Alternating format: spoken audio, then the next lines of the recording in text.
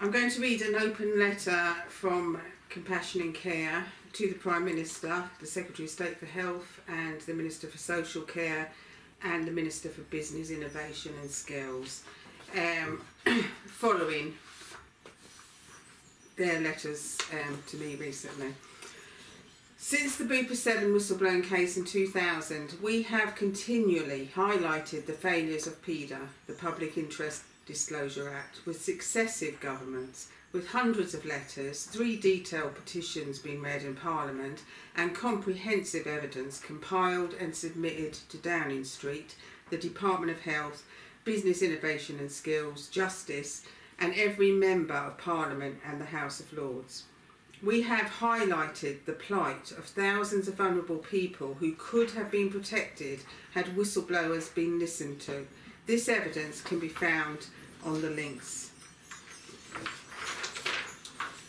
The first PIDA case, Bupa 7, made the following submission to the High Court, and I quote, "The applicants claim the protection of the Human Rights Act, and furthermore the applicants claim the protection of all such rights in relation to those they sought to protect, and we submit that we suffered a detriment as a direct result of no reasonable steps being taken by Bupa to protect those in their care, the right to life and the right not to be tortured by those to whom Bupa owed a duty of care.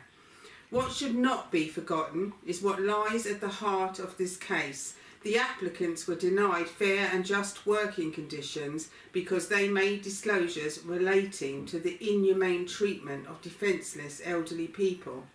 If the verdict of the Ashford Tribunal stands, then so does the message it sends. Bupa are beyond the law, and the whistleblowers who speak out against such wrong in this country are not safe.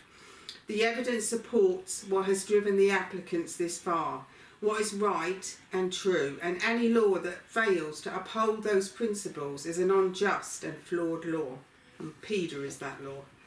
However, following the cover-up and lies of Bupa's senior management and their support of the abusers, the abuse and neglect continued at Izzard House and again was exposed, this time by private eye, 31st of August 2004. Yet this was just the beginning of the fallout from the Bupa 7 case. Breaking the Silence Part 3, which highlights the horrific abuse and negligence in Bupa homes across the country, was delivered to David Cameron at Downing Street and also sent to the Health and Business Ministers.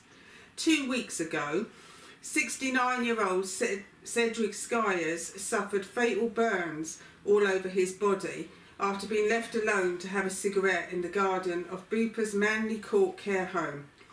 The year before, care staff at this home told the CQC that residents were at high risk of harm because of the staffing levels in the home. Indeed, since 2009, similar concerns were repeatedly raised about this home, but to no avail. See the link to our report on Cedric Skyers' death. The CQC have also failed miserably for years to heed alarm bells, and our evidence clearly supports this. How can the CQC be the whistleblowing guardian when they are totally incompetent?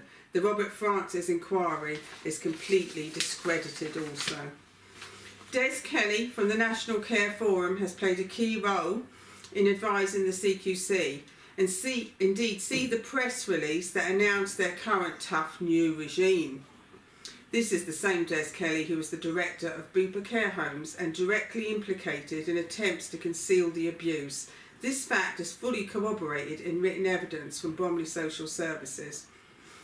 Lack of accountability results in abusers being protected whilst whistleblowers suffer a lifetime of detriment. But worst of all, the vulnerable people who rely on someone to speak out suffer the most. Whilst successive governments have failed to act and support Edna's Law, countless children have been abused, construction workers and other whistleblowers have been blacklisted, fraud and theft has been covered up, and vulnerable people have been left to suffer and die. The list is endless. Cedric Skyers' death is the latest. When a vulnerable man can burn alive in a care home after concerns of staff were ignored, I ask, will the government tell me again that such suffering is acceptable? What more can I say?